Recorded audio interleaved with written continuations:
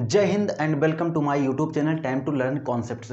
दोस्तों, आज का प्रैक्टिस सेशंस क्लास 10 और क्लास 12 दोनों बच्चों के लिए है। क्योंकि हम ट्रांसफॉर्मेशंस के अंतर्गत एक बहुत ही महत्वपूर्ण टॉपिक एक्टिव और पैसिव का प्रैक्टिस करने वाले हैं। और इससे ध्यान रखिएगा, दो क्वेश्चन आना फिक्स है। 100% 2 मार्क आते ही आते हैं, क्लास 10 में भी और क्लास 12 में भी। तो आप लोग कॉपी पेन लेके हो जाइए तैयार, क्योंकि आज हम करेंगे प्रैक्टिस शानदार। तो दोस्तों, मैंने सुन रखा है कि आप लोगों के हौसलों में कमी आ रही है। अरे मेरे बच्चे, मेरी एक बात ध्यान में रखना कि कौन कहता है कि चिड़ियों के पंखों में उड़ान होती है। अरे उड़ते वो भी हैं जिनकी हौसलों में जान होती है। तो अपने हौसलों को, अपने अंदर के जज्बात को, विश्वास को और आदर्श को कभी कम मत होने दीजिएगा। लगातार अपने आप को मोटिवेट रखिए, परीक्षा के भय से अपने आप को दूर रखिए। तो देर ना करते हुए हम प्रैक्टिस को शुरू करते हैं। चलिए क्वेश्चंस को हम देखते हैं। Question number 1, I can do it. अब ध्यान दीजिए, यहाँ कैन क्या है? कैन है हमारा मॉडल। Very good. अगर ये मॉडल है भाई, तो आपको भी पता है मॉडल का जब भी हम पैसिव वॉइस बनाते हैं तो कैसे बनाते हैं? हम मॉडल के साथ एक नया वर्ब बी जोड़ देते हैं और मुख्य क्रिया की तीसरी अवस्था हमेशा प्रयोग में लाई जाती है। यानी कि अगर आप इसका पैसिव वॉइस बनाएंगे तो आपको मॉडल लिखना ही पड़ेगा, बी वर्ब यूज करना पड़ेगा और मुख्य क्रिया की तीसरी अवस्था। और जो इसका ऑब्जेक्ट इट है, इसे हम सब्जेक्ट बनाएंगे और जो सब्जेक्ट आई है, इसको हम उसका ऑब्जेक्ट बना देंगे। तो चलिए लिखना चालू कीजिए। तो आप क्या करेंगे? आप इट को पहले लिख देंगे। क्या करेंगे? इट को पहले लिख देंगे। कैन को ऐसे ही रखेंगे, इसके बाद एक नया वर्ब बी यूज कर लेंगे और मुख्य क्रिया की तीसरी अवस्था डन हो जाएगी और बाई प्लस डूअर कर देंगे। डूअर हमारा आई है, उसका ऑब्जेक्टिव केस मी हो जाएगा। चलिए सेकंड पे आते हैं। It is time to read the novel. अब ध्यान दीजिएगा, यहाँ पर मैं एक स्पेशल कंडीशन आपको बता रहा हूँ। इट इज़ टाइम जो दिया रहता है ना, कई बार आपके सेट में ये क्वेश्चन पूछा गया, इसीलिए अच्छे से इसको समझ लीजिएगा आप। इट इज़ टाइम वाला जब भी आता है तो ध्यान से देखिए, टू के साथ एक फर्स्ट फॉर्म आपका वर्ब यूज किया जाता है और उसका ऑब्जेक्ट दिया गया होता है। समझ गए ना? तो क्या करेंगे भैया, हम ऑब्जेक्ट को ही तो एज ए सब्जेक्ट यूज करते हैं। तो क्या करेंगे, इसी को सब्जेक्ट बनाएंगे, लेकिन कैसे? यहाँ तक के पार्ट में बिना कोई परिवर्तन किए। तो देखिए कैसे बनेगा, आप इसको ऐसे ही लिख देंगे, इट इज़ टाइम, इसमें कोई भी परिवर्तन नहीं करना है। इसके बाद आप लिख दीजिएगा द नॉवेल्स। क्या लिख देंगे आप? The novels. इसके बाद टू लगा करके एक नया वर्ब बी जोड़ दीजिएगा और रीड की तीसरी अवस्था रेड होती है। ये कई बार आया है, आप ध्यान दीजिएगा। हमेशा इस ऑब्जेक्ट को क्या करते हैं, इस रीड वर्ब का सब्जेक्ट बना देंगे, यानी the novels to be read हो जाएगा। थर्ड पे आइए, व्हाट एम्यूज्ड मी। अब ध्यान दीजिए, ये कितना गजब का कॉन्सेप्ट है। आप समझिए, मैंने कहा ना कि आज सब सिलेक्टेड क्वेश्चन ही है भैया। यहाँ व्हाट लिखा है, ठीक। ये एम्यूज्ड क्या है भैया? ये तो वर्ब है। बोलो हाँ। अगर ये वर्ब है तो व्हाट एम्यूज्ड मी, इस वर्ब का ऑब्जेक्ट कौन बन रहा है? मी। इसमें कोई बात नहीं है। इसका सब्जेक्ट कौन भैया? इसका सब्जेक्ट व्हाट बन रहा है। अब आप सोच रहे होंगे सर कैसे ये काम कर रहा है। देखिए, हु केवल सब्जेक्ट नहीं बनता, व्हाट भी सब्जेक्ट बन जाता है। तो ये सब्जेक्ट है। अगर ये सब्जेक्ट है तो यही आगे चल के क्या बनेगा मेरे भाई? ऑब्जेक्ट बनेगा, और जो ऑब्जेक्ट है वही सब्जेक्ट बनेगा। तो चलो पहले बनाओ। तो आप क्या करोगे? आई को लिखोगे ना। लेकिन ध्यान दीजिए, आपका एक्टिव वॉइस जिस सेंटेंस में होगा उसी प्रकार का सेंटेंस आपका पैसिव वॉइस भी होगा। अगर ये हमारा WS टाइप क्वेश्चन है तो पैसिव वॉइस भी WS टाइप क्वेश्चन होना चाहिए। Very good. तो आप क्या करेंगे भाई, इसको अगर हमें WS टाइप क्वेश्चन बनाना है तो जाहिर सी बात है, हमें क्वेश्चन वर्ड को पहले ही रखना पड़ेगा। भले ही वो सब्जेक्ट का काम कर रहा हो तो कोई दिक्कत नहीं है, तो हमें व्हाट को ऐसे ही रखना पड़ेगा। लेकिन हमको पास्ट इंडेफिनिट टेंस है, second of form of verb है, तो पास्ट इंडेफिनिट टेंस हो गया। अब पास्ट इंडेफिनिट टेंस का जब पैसिव वॉइस बनाते हैं तो हमें एक नए वर्ब वाज की ज़रूरत पड़ती है। समझ गए ना? आई के साथ वाज यूज किया जाता है, इसलिए वाज लग गया। और मुख्य क्रिया की तीसरी अवस्था, तो एम्यूज्ड का एम्यूज्ड होगा। लेकिन ध्यान दीजिए, आपको अंत में बाई ज़रूर लगाना पड़ेगा और आप लगाएंगे क्वेश्चन मार्क। क्यों? क्योंकि बाई प्लस डूअर आता। डूअर हमारा व्हाट था, लेकिन इसे हमने पहले लिख रखा है। क्यों? क्योंकि एक्टिव वॉइस अगर WS टाइप क्वेश्चन में है तो पैसिव वॉइस भी WS टाइप क्वेश्चन में होना चाहिए। 4 पे आइए, why did you not complete your work. अब ध्यान से देखिए, ये भी हमारा WS टाइप क्वेश्चन है, व्हाई। लेकिन यहाँ पे हमारा कर्ता यू बिल्कुल अस्पष्ट है। कंप्लीट क्या है? क्रिया की पहली अवस्था। समझ गए ना? और डिड क्या है? क्रिया की दूसरी अवस्था। अगर क्रिया की दूसरी अवस्था आ गई तो वो पास्ट इंडेफिनिट टेंस दिखाएगा। Very good. अब ध्यान से देखो, कंप्लीट वर्ब का ऑब्जेक्ट कौन है? Your work. तो आप क्या करते हैं, ऑब्जेक्ट को ही तो सब्जेक्ट बनाते हैं ना। Very good. अब ध्यान दीजिए, व्हाई आपका क्वेश्चन वर्ड ऐसे ही रह जाएगा, इसमें कोई परिवर्तन नहीं होगा। फिर आप क्या करेंगे, योर वर्क के अनुसार आप एक नया वर्ब वाज यूज कर लेंगे और क्या लगा देंगे, योर वर्क। अब ध्यान दीजिए, ये निगेटिव है तो आपको यहाँ नॉट यूज करना पड़ेगा, और मुख्य क्रिया की तीसरी अवस्था यानी कंप्लीट का क्या कर दोगे आप, कंप्लीटेड, और बाई लगा करके क्या लिख देंगे, डूअर। डूअर क्या है, यू का ऑब्जेक्टिव और सब्जेक्टिव केस दोनों बराबर होता है। अंत में लगा दीजिएगा क्वेश्चन मार्क। 5 पे आइए, one should do one's is duty. अब ध्यान दीजिए, मैंने ये कॉन्सेप्ट आपको सिंथेसिस में भी पढ़ा रखा है। ध्यान दीजिए, मैंने क्या बताया था वहाँ पे, अगर कर्ता हमारा वन है और अपनत्व की भावना दिखानी हो, मतलब अपना, अपनी, अपने की अंग्रेजी बनानी हो, तो आप वहाँ वंस यूज करते हैं, अपास्ट्रॉफी यस रहता है भाई, ये बिल्कुल ध्यान रखिएगा, कई बार आप में पूछा गया है। तो आप ध्यान दीजिए, ये डू वर्ब हो गया, बोलो हाँ। अभी इस वर्ब का ऑब्जेक्ट कौन है, वंस इज ड्यूटी, अपना कर्तव्य, हर किसी को अपना कर्तव्य निभाना चाहिए। शुड क्या होता है, जोर से बोलिए, अभी मैंने बताया, शुड होता है मॉडल, और मॉडल का जब भी हम पैसिव वॉइस बनाते हैं भैया, तो मॉडल तो रहेगा ही, उसके साथ नया वर्ब भी जोड़ देते हैं और मुख्य क्रिया की तीसरी अवस्था उपयोग में ला लेते हैं। तो चलिए, वंस इज ड्यूटी को आप बनाएंगे क्या, सब्जेक्ट, तो वंस ड्यूटी हो गया, वेरी गुड। इसके बाद आप शुड को शुड ही रहने देंगे, इसमें कोई परिवर्तन नहीं करना। फिर बी वर्ब जोड़ देंगे और मुख्य क्रिया की तीसरी अवस्था डन हो जाएगी, और बाई प्लस डूअर कर देंगे, बाई वन। तो कुछ बच्चे ऐसे बना के चले भी आते हैं, लेकिन उनका वो हो जाता है गलत। जानते हो क्यों, क्योंकि जो वन होता है वो वेल नोन हो जाता है। क्यों, क्योंकि आपने ऑलरेडी यहाँ वंसेस लिख दिया, तो जाहिर सी बात है आप हर किसी की चर्चा कर रहे हो। तो जब कोई चीज़ वेल नोन होती है तो उसे बाई प्लस लिखने की कोई ज़रूरत नहीं पड़ती है। जैसे पुलिस हो गया, समबडी हो गया, नोबडी हो गया, समवन हो गया, ये ऐसे शब्द हैं जिनको बाई प्लस करके लिखने की कोई ज़रूरत नहीं होती है, इसलिए आप इसको मत लिखिएगा, यहीं पे आप फुल स्टॉप लगा दीजिएगा। 6 पे आइए, we are to serve our parents in their old age. अब ध्यान दीजिए, यहाँ आर टू क्या है, अभी भी मैंने क्या बताया, शुड मॉडल होता है, कैन मॉडल होता है, कुड मॉडल होता है, are to, will have to, shall have to, will shall, ये सब मॉडल होते हैं। अगर ये सब मॉडल है भाई, तो देखो ये पूरा का पूरा मॉडल है, ठीक, ये मॉडल है तो स्वयं बना ही रहेगा। वैसे इसको बी वर्ब, एक नया वर्ब दे देंगे और मुख्य क्रिया की तीसरी अवस्था यूज कर लेंगे। अब सर्व का ऑब्जेक्ट कौन है, आवर पेरेंट्स, समझ गए। अब इसी को हम क्या बनाएंगे, सब्जेक्ट, तो आवर पेरेंट्स हो गया, आवर पेरेंट्स। अब ध्यान दीजिए, मैंने कहा कि जो हमारा मॉडल होता है इसमें कोई परिवर्तन तो करना ही नहीं भाई, इसके साथ एक नए वर्ब बी की जरूरत होती है और मुख्य क्रिया की तीसरी अवस्था, तो सर्व का सर्वड हो जाएगा, ठीक है ना। बाई प्लस डूअर लिखेंगे, डूअर वी है, वी का ऑब्जेक्टिव केस क्या होता है, अस, और इन दियर एज, बिल्कुल ऐसे ही आप इसमें जोड़ दीजिएगा। 7 पे आइए, where have you put my books. ये तो इतना आसान है कि आप तो बना ही लोगे भैया। देखो यहाँ पर क्या है, व्हेयर, क्या है, व्हेयर, व्हेयर, इसके बाद हैव क्या होता है, फर्स्ट फॉर्म ऑफ वर्ब, यहाँ पुट क्या है, अब देखो फर्स्ट फॉर्म ऑफ वर्ब हो गया, तो put first form of verb हो ही नहीं सकता, क्योंकि दोनों एक साथ प्रेजेंट आ ही नहीं सकता है, टेंस तो पहचानना ही होगा आपको। ये होगा थर्ड फॉर्म ऑफ वर्ब, क्यों, क्योंकि ये एक्शन का काम कर रहा है, तो time plus action is equal to tense. अगर आपको टेंस वर्ब की मदद से पहचानना नहीं आता है तो मैं आपको रिकमेंड करूंगा कि आप मेरा पिछला video how to identify tense जरूर वॉच करें। तो देखिए, ये हो गया प्रेजेंट परफेक्ट टेंस, चलो इसको बनाओ, इसका ऑब्जेक्ट हो गया माई बुक्स, वेरी गुड। यहाँ पर देखिए, ये WH टाइप क्वेश्चन है, तो जाहिर सी बात है क्वेश्चन वर्ड में कोई परिवर्तन नहीं करना पड़ेगा, व्हेयर का व्हेयर रह जाएगा। अब ध्यान दीजिए, मुझे क्या करना होगा, एक नए वर्ब की जरूरत पड़ेगी। अब प्रेजेंट है तो प्रेजेंट यहाँ बना के रखो, इसमें कोई दिक्कत नहीं। माई बुक्स प्लूरल है तो उसके अनुसार है भी रहेगा, कोई समस्या की बात नहीं है। आप क्या लिख देंगे, माई बुक्स। बताओ, यहाँ तक बात क्लियर है, व्हेयर हैव माई बुक्स। अब एक नए वर्ब बी की जरूरत पड़ेगी, लेकिन मुझे परफेक्ट बनाना है तो वहाँ बीन करना पड़ जाएगा, समझ गए ना। और मुख्य क्रिया की तीसरी अवस्था पुट का पुट ही होता है, पुट पुट पुट तीनों एक ही होता है, और बाई प्लस डूअर लगा देंगे, बाई के बाद आप यू यूज कर लीजिए और अंत में लगा दीजिए क्वेश्चन मार्क। क्वेश्चन नंबर 8 पर आते हैं, लिखा है the children sang the national anthem very cheerfully. अब ध्यान दीजिए, यहाँ सैंग है, सिंग, सैंग, संग, तो सैंग सेकेंड फॉर्म ऑफ वर्ब है, पास्ट इंडेफिनिट टेंस होगा, और जब हम पास्ट इंडेफिनिट टेंस का पैसिव वॉइस बनाते हैं तो जाहिर सी बात है हमें एक नए वर्ब वाज या वर में से कोई एक चूज करना पड़ता है।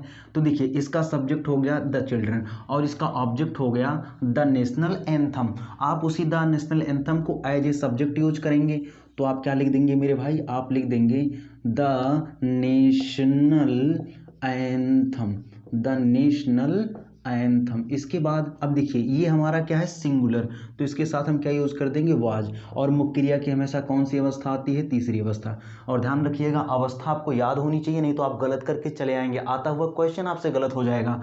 तो ध्यान रखिएगा सिंग संग संग होता है, और बाई किसके द्वारा। अब ध्यान दीजिए संग के बाद तुरंत आप नहीं लिखेंगे बाई, क्यों, क्योंकि संग वर्ब का जो डायरेक्ट एडवर्ब है वो वेरी चेयरफुली है, इसी वजह से आप वेरी चेयरफुली पहले लिखेंगे, आप वेरी चीयरफुली, अब फिर बाई लगा करके आप द चिल्ड्रन लिख देंगे और अंत में फुल स्टॉप लगा देंगे।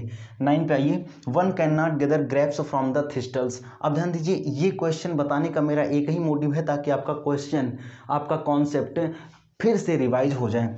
वन कैन नॉट मॉडल होता है, ध्यान दीजिए, gather grapes from the thistles, grapes यही हमारा क्या बन जाएगा, सब्जेक्ट, क्योंकि इस वर्ब का ऑब्जेक्ट तो यही है, तो यहाँ क्या हो जाएगा, ग्रेप्स।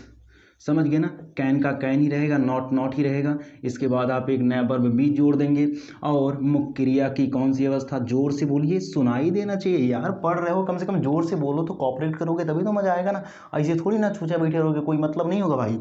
यहाँ गैदर्ड हो जाएगा, गैदर्ड, फिर फ्रॉम द थिस्टल्स लगा देंगे फुल स्टॉप। कोई भी बाई प्लस वन नहीं लिखेगा, मैंने बताया one, someone, somebody, nobody, police, इस तरह के शब्दों के साथ हम कभी भी बाई प्लस डूअर नहीं लगाएंगे, तो नहीं लगाएंगे। 10 पे आइए, हु टीचेज यू इंग्लिश। अब ध्यान दीजिए ये दो तरीके से बन सकता है, क्यों, क्योंकि यहाँ पे टीच वर्ब का दो ऑब्जेक्ट है, एक तो हमारा यू है जो कि इनडायरेक्ट ऑब्जेक्ट है, ठीक, और ये जो इंग्लिश है ये डायरेक्ट ऑब्जेक्ट है, आपको ये पता होगा। अब आप किसी को भी एक सब्जेक्ट मान लीजिए, बात खत्म। लेकिन ध्यान दीजिएगा, ध्यान ये देने वाली बात है कि भाई सब्जेक्ट का काम तो ये कर रहा है, यही आगे चल के ऑब्जेक्ट बनने वाला है, और जब ऑब्जेक्ट बनता है तो उससे पहले बाई प्रीपोजिशन लगाते हैं, तो जाहिर सी बात है अगर हम बाई प्रीपोजिशन लगा के इसका ऑब्जेक्टिव केस लिखें तो बाई होम हो जाएगा। अभी मैंने आपको एक बात बताई, अगर एक्टिव वॉइस का वाक्य हमारा इंट्रोगेटिव सेंटेंस में है तो पैसिव वॉइस भी इंट्रोगेटिव सेंटेंस में होना चाहिए, तो जाहिर सी बात है भैया मुझे कोई ना कोई इंट्रोगेटिव वर्ड चाहिए, तो उसी ऑब्जेक्ट को जो हम बनाने की कोशिश कर रहे हैं इंट्रोगेटिव वर्ड बना देते हैं, यानी बाई लगा के होम लिख देंगे पहले। तो अब हम बाई लगा के क्या लिख देंगे यहाँ पर, होम, वेरी गुड, यहाँ हो जाएगा बाई होम। अब ध्यान दीजिए टीचर लिखा था, क्रिया की पहली अवस्था में ईएस जुड़ गया, यानी ये प्रेजेंट इंडेफिनिट टेंस है, तो प्रेजेंट इंडेफिनिट टेंस है, अगर हम इसको सब्जेक्ट माने तो उसके अनुसार तो यहाँ पे डू आना चाहिए। बताओ आएगा कि नहीं आएगा, तो उसके स्थान पर क्या आएगा, डू आएगा, नहीं आएगा, यही तो मैं आपसे पूछना चाह रहा था, यहाँ पे डू तो आ ही नहीं सकता, यहाँ पे इज, एम, आर में से कोई एक नया वर्ब आएगा, वेरी गुड, यहाँ हो जाएगा आर, फिर आप क्या लिख देंगे, यू, वेरी गुड, आप समझ गए ना। फिर मुख्य क्रिया की कौन सी अवस्था, तीसरी अवस्था, टॉट इंग्लिश, यही तो मैं पूछना चाह रहा था। आप सब लोग कभी भी कंफ्यूज मत होइएगा, बड़े सारे बच्चे यहाँ पे डू या डस लगा देते हैं, वो गलत होता है मेरे भाई, इज, एम, आर में से कोई एक यूज करना होता है। 11 पे आइए, he decided to sell his house. अब आप इसका बनाइए, ध्यान दीजिए, ध्यान दीजिए, यहाँ डिसाइडेड है सेकंड फॉर्म ऑफ वर्ब, और इस वर्ब का डायरेक्ट ऑब्जेक्ट कुछ है ही नहीं, अगर है भी तो टू सेल हिज हाउस, ये पूरा बन जाएगा डायरेक्ट ऑब्जेक्ट। लेकिन ध्यान से देखिए, इस टू सेल का डायरेक्ट ऑब्जेक्ट हिज हाउस तो मिल गया ना, तो क्या जरूरत है इसको बदलने की, कोई दिक्कत की बात नहीं, आप इतने का पैसिव वॉइस बनाइए, पूरा बन जाएगा।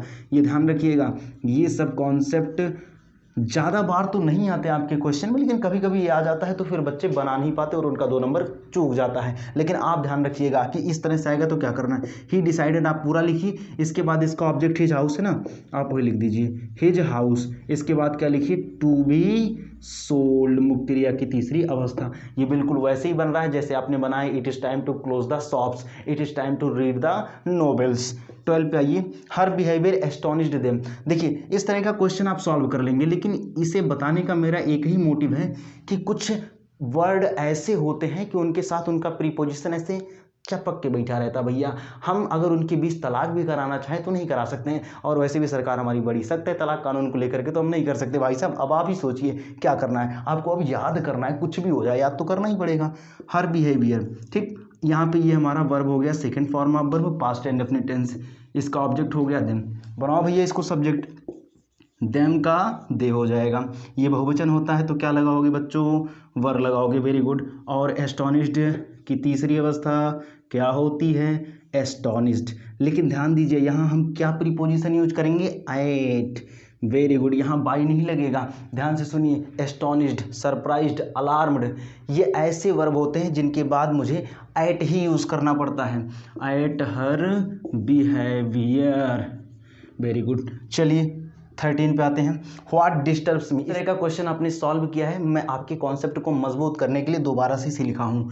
यहाँ देखिए डिस्टर्ब्स लिखा है, ये डिस्टर्ब्स क्रिया की पहली अवस्था में जुड़ा है, मतलब प्रेजेंट इंडेफिनिट टेंस है। इसका ऑब्जेक्ट कौन है, मी, यही आगे चल के सब्जेक्ट बनेगा। व्हाट यहाँ सब्जेक्ट का काम कर रहा है, जो आगे चल के ऑब्जेक्ट बनेगा। लेकिन हमारा एक्टिव वॉइस किस में है, इंट्रोगेटिव सेंटेंस में, तो हमारा पैसिव वॉइस किस में बनेगा, इंट्रोगेटिव सेंटेंस में। तो व्हाट का व्हाट ही रहने दो भाई, काहे गड़बड़ कर रहे हो। अच्छा, मी का ऑब्जेक्टिव किस, आई हो जाता है। अगर आई है तो हमें एक नया वर्ब ईजेएमआर में से कोई एक लगाना है, तो यहीं पर हम आई एम यूज कर देंगे। क्या यूज कर देंगे, एम। व्हाट एम आई। और डिस्टर्ब की तीसरी अवस्था क्या होगी, डिस्टर्ब्ड। इसके बाद आप क्या लगा देंगे, बाई। बाई जरूर लगाइएगा, नहीं तो काम गलत हो जाएगा। 14 पाइए, डू इट एट वंस। ये देखिए इंपेरेटिव सेंटेंस का बहुत ही कमाल का वाक्य है, और इसको बनाना पैसिव वॉइस में बड़ा हलवा काम है। समझ गए क्या करना होता है, इसमें अलग से आपको एक फ्रेज ही मिल जाता है। अगर आपको ऑर्डर का सेंस होगा तो आप यू आर ऑर्डर्ड टू करके लिख देंगे। रिक्वेस्ट का सेंस होगा you are requested to. Command का सेंस होगा यू आर कमांडेड टू। अगर उसमें आपका सजेस्ट का सेंस होगा you are suggested to. Advice का सेंस होगा यू आर एडवाइज्ड टू, आप लगा देंगे। अब आप जरा पढ़िए इसमें किसका सेंस है, डू इट वंस, भाई से तुरंत करो, तुरंत इस काम को करो, तो जाहिर सी बात आप उसे आज्ञा दे रहे हो, यानी ऑर्डर का सेंस है भाई। अगर यहाँ ऑर्डर का सेंस है तो आप क्या लगाएंगे, यू आर ऑर्डर। सबसे आसान यही होता है, सबसे आसान तो यही होता है। यहाँ पूरा लिख दिया, बोलो हाँ। इसके बाद आप कुछ नहीं, ऐसे उतार दो, कुछ नहीं करना भैया, ना इसका प्रोनाउन बदलना है। कुछ बच्चे तो इसको प्रोनाउन बदलने लगते हैं, उनको लगता है ये है नरेशन। भाई साहब आते आते आपका 2 नंबर चल जाएगा। चलिए क्वेश्चन नंबर 15 पर आते हैं। The tourists often throw coins in fountains. अब ध्यान दीजिए यहाँ थ्रो शब्द आ गया। थ्रो क्या होता है, फर्स्ट फॉर्म ऑफ वर्ब, यानी first form of verb present indefinite tense हो गया ये। अगर ये प्रेजेंट इंडेफिनिट टेंस हुआ तो भाई इसका ऑब्जेक्ट कौन है, कॉइन्स, और इसका सब्जेक्ट कौन है, टूरिस्ट्स। Very good. तो कॉइन्स को ही आप क्या बनाएंगे, ऑब्जेक्ट। अगर आपने यहाँ कॉइन्स को ऑब्जेक्ट बना लिया तो ध्यान से देखिए ये होता है बहुवचन, तो इसके अनुसार एक नया वर्ब ईजेएमआर में से कोई एक आर लग जाएगा। अब देखिए यहाँ क्या है, ये एडवर्ब ऑफन है, ऑफन यही यूज करेंगे, ध्यान दीजिएगा। और मुख्य क्रिया की तीसरी अवस्था थ्रो, थ्रू, थ्रोन हो जाएगा। इसके बाद क्या यूज कर देंगे, by plus doer, by tourists. Very good. इसके बाद इन फाउंटेन्स आप बिल्कुल ऐसे लिख देंगे। 16 पर आइए। Madan writes a letter. अब बताइए इसमें क्या करेंगे आप। अब राइट्स क्या है, देखो फिर से वही आ गया ना, क्रिया की पहली अवस्था में जुड़ गया, प्रेजेंट इंडेफिनिट टेंस हो गया। इसका ऑब्जेक्ट आ लेटर है और इसका सब्जेक्ट मदान है। आ लेटर को आप पहले लिख देंगे। देखिए इतने टुच्चे से सवाल आ रहे हैं, मैंने आपको पहले बता रखा है ये सब इतने आसान होते हैं, ये सब इतने आसान होते हैं जिसका कोई जवाब नहीं है। लेकिन क्या करें, आपके क्वेश्चन में कई बार ये चीज़ रिपीट हुआ है, तो इसको हम हल्के में तो नहीं ले सकते हैं ना, ठीक है। तो इसलिए इन सब क्वेश्चन को हमें सॉल्व ही करना पड़ रहा है, इसी वजह से रिटर्न लिख देंगे। इसके बाद बाई मदान कर देंगे। 17 पर आइए। The boys were reading novels. Tense पहचानिए, second form of verb past continuous tense. Past continuous tense हुआ, इसका ऑब्जेक्ट नॉवेल्स है, सब्जेक्ट द बॉयज है। नॉवेल्स को आप क्या बना देंगे, सब्जेक्ट। Very good. इसके अनुसार आप क्या लगाएंगे, वर ही यूज करेंगे। समझ गए ना। अब मुझे क्या करना है, कॉन्टिन्यूअस बनाना है, तो जो बी वर्ब है ना, अलग से जो यूज करते हैं ना, इसी में आईएनजी जोड़ दो आप, बीइंग हो गया, बन गया ना पास्ट कॉन्टिन्यूअस टेंस। अब मुख्य क्रिया की तीसरी अवस्था रेड यूज कर लेंगे और बाई प्लस डूअर लिख देंगे। डूअर कौन है, बॉयज, तो द बॉयज हो जाएगा। 18 he miss his servant if he does not come. अब ध्यान दीजिए यहाँ में आ गया, क्या होता है, मॉडल। बिल्कुल सही, यानी कि मुझे मॉडल का क्या बनाना है, पैसिव वॉइस। यहाँ क्या है, सर्वेंट, हिज सर्वेंट। इस वर्ब का ऑब्जेक्ट तो यही है, आप देख रहे हैं कि इसमें 2 सेंटेंस है, इस वर्ब का ऑब्जेक्ट है, इसीलिए हम इसी क्लास का क्या करेंगे, पैसिव वॉइस बनाएंगे। यहाँ if he does not come, come verb का ऑब्जेक्ट नहीं है, इसलिए हम उसका पैसिव वॉइस नहीं बनाएंगे, ये बात आप ध्यान रखिएगा। तो क्या करेंगे आप, हिज सर्वेंट को सबसे पहले लिख देंगे। Very good. अब ध्यान से देखिए, आप क्या करते हैं, आप जब भी मॉडल का पैसिव वॉइस बनाते हैं तो मॉडल वही रहता है, उसके साथ एक नया वर्ब वी जोड़ देते हैं और मुख्य क्रिया की कौन सी अवस्था, जोर से बोलिए, आवाज़ यहाँ तक आनी चाहिए, तीसरी अवस्था। इसके बाद बाई प्लस डूअर लगा देंगे और कॉमा लगा करके सारी बात बिल्कुल वैसे ही लिख दीजिएगा जैसा क्वेश्चन में दिया गया है। 19 को देखिए, flush out the terrorist from the country, देश से आतंकवादियों को निकाल फेंको। अब ध्यान दीजिए, ये बात किसे बोली जाती है? इसे बात बोली जाती है कमांडर्स को, यानी जो कमांडर्स होते हैं, हमारे कमांडोज हैं, उनको दिया जाता है, ठीक है ना। तो कमांड किया जाता है, वहाँ पे फोर्स किया जा रहा है कि निकाल फेंको, ठीक है ना, ये कंपलसरी है। तो जाहिर सी बात है यहाँ पर आप यू आर कमांडेड यूज़ करेंगे, समझ गए ना, क्योंकि ये इंपेरेटिव सेंटेंस है, मैंने पहले बता रखा है। You are commanded, you are commanded, इसके बाद टू लगाएंगे और पूरा वाक्य बिना कुछ बदले एकदम सेम टू सेम हूबहू वैसे उतार देना है। Flush out the terrorist from the country. Number 20 देखिए, what is he doing now. अब ध्यान दीजिए, यहाँ पर is first form of verb, doing continuous हो गया, यानी प्रेजेंट कॉन्टिन्यूअस टेंस। अब ध्यान दीजिए, इसका सब्जेक्ट कौन है? ही है, समझ गए ना, डू वर्ब का सब्जेक्ट ही है। अच्छा, इसमें ऑब्जेक्ट कौन है भैया? सोचो ध्यान से। तो ध्यान से देखिए, व्हाट लगा के ही ऑब्जेक्ट फाइंड करते हैं और ऑब्जेक्ट को जिससे फाइंड करते हैं वो खुद यहाँ पे आके बैठा है, तो जाहिर सी बात है ऑब्जेक्ट यही है, इसी को हमें सब्जेक्ट बनाना पड़ेगा। बिल्कुल सही, तो आप यहाँ व्हाट लिख देंगे और what he as a subject के रूप में काम कर रहा है और साथ ही साथ क्वेश्चन वर्ड के भी रूप में काम कर रहा है। अब ध्यान से देखिए, ये हमारा सिंगुलर है तो इज रहेगा, इसके साथ कोई दिक्कत की बात नहीं है। अब इज हो गया, अब मुझे क्या करना है? प्रेजेंट कॉन्टिन्यूअस टेंस का पैसिव बनाना है, तो मुझे एक नए वर्ब बी की जरूरत होगी और उसमें आईएनजी जोड़ देंगे ताकि वो कॉन्टिन्यूअस हो जाए, प्रेजेंट कॉन्टिन्यूअस। और मुख्य क्रिया की कौन सी अवस्था? तीसरी अवस्था। तो what is being done by लगा करके इसी कर्ता का कर्म रूप लिख देंगे, यानी कि ऑब्जेक्टिव केस ही में हो जाएगा और अंत में आप एडवर्ब नाउ यूज कर दीजिए और लास्ट में क्वेश्चन मार्क लगा देंगे। देख रहे हैं कितना गजब का कॉन्सेप्ट आप में पूछ लिया गया, इतना ये मोस्ट वांटेड क्वेश्चन सही है, ध्यान रखिएगा। 21 पे आइए, प्लीज़ हेल्प द पुअर। मैंने बताया अभी भी कि आपको इंपेरेटिव सेंटेंस कहीं भी मिले, जैसा उसका मोड होगा वैसे आप उसे बना देंगे। यहाँ पर देखिए प्लीज़ आ गया, मतलब यहाँ पे रिक्वेस्ट का सेंस है, तो आप क्या लिखेंगे? You are requested to. तो चलो यू आर रिक्वेस्टेड टू लिख करके टू हेल्प द पुअर्स कर दीजिएगा। 22 पे आइए, they will close all the shops. कितना आसान है, will, shall, can, could, may, might, ought, to, should, ये सब क्या होते हैं? ये सब मॉडल होते हैं और मॉडल का जब भी हम पैसिव वॉइस बनाते हैं तो क्या करते हैं भैया? Be plus third form of verb use कर देंगे, बात खत्म। यहाँ देखिए ये सब्जेक्ट है, इसका ऑब्जेक्ट कौन है? All the shops. All the shops से ध्यान दीजिएगा, तो आप पूरा ऑल द शॉप्स लिखेंगे, बोलो हाँ। इसके बाद विल का विल ही रहेगा, इसके बाद बी यूज कर देंगे और तीसरी अवस्था क्लोज की क्लोज होती है और बाई प्लस डूअर यानी कि देम लिख देंगे। Very good. यहाँ देखिए 23 एक लिखा है, ही नोज मी, वह मुझे जानता है। ध्यान दीजिए यहाँ क्या नोज है? क्रिया की पहली अवस्था। ये आप पैसिव वॉइस बना लेंगे, लेकिन मैं एक बात और बताना चाह रहा हूँ, ध्यान दीजिएगा। इसका ऑब्जेक्ट मी है, आप सब्जेक्ट बनाएंगे तो आई होगा, आई के अनुसार आई एम होता है। Very good. और मुख्य क्रिया की कौन सी अवस्था? तीसरी अवस्था, समझ गए ना। अब देखिए यहाँ हम बाई यूज करें कि कोई अन्य प्रीपोजिशन, तो ध्यान रखिए नो एक ऐसा वर्ब होता है जो बाई फॉलो नहीं करता है, उसके साथ क्या आता है बच्चों? टू। यही बताने के लिए मैंने ये बात लिखा था और ही का हिम हो जाएगा। Very good. ये देखिए रहे कुछ प्रैक्टिस सेशंस और लगभग 23 क्वेश्चन हमने किया है। इसी तरीके से जो रिपीटेड क्वेश्चन है लगभग 50 क्वेश्चंस को मैंने अपने टेलीग्राम चैनल पर अपलोड कर दिया है, उसका लिंक हम अपने वीडियो के डिस्क्रिप्शन में दे देंगे, आप जाकर के वहाँ से चेकआउट कर सकते हैं। आई होप आपको ये सेशन पसंद आया होगा और बहुत कुछ नया आपने सीखा होगा। अगर आप इस चैनल पर नए हैं तो चैनल को सब्सक्राइब कीजिए, हंसते रहिए, मुस्कुराते रहिए, ऐसे ही पढ़ते रहिए हमारे साथ। गुरु और माता पिता का सम्मान कीजिए। मिलते हैं नेक्स्ट वीडियो में, तब तक के लिए जय हिंद। अरे आपको रोकना तो दूर, किसी में इतना दम भी नहीं होगा कि वो आपको हिला भी सके।